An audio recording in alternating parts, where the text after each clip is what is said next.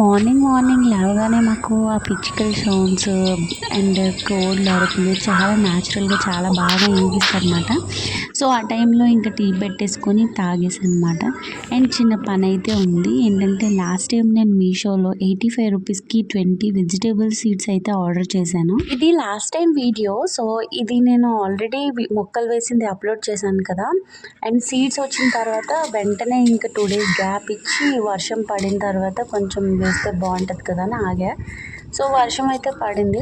So almost 19 seeds వేసేసాను.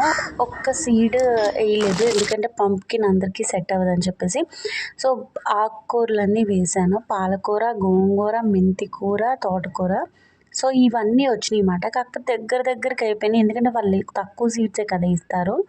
So దగ్గరికి అయిపోయినాయి అవి. అండ్ నెక్స్ట్ వర్షం వచ్చేసింది, అందుకని దగ్గరికి అయిపోయి. అండ్ చాలా వేసాం కానీ కోళ్ళు అవి విత్తనాలు పైన ఉండడం వల్ల దువ్వుకొని తినేసాయి.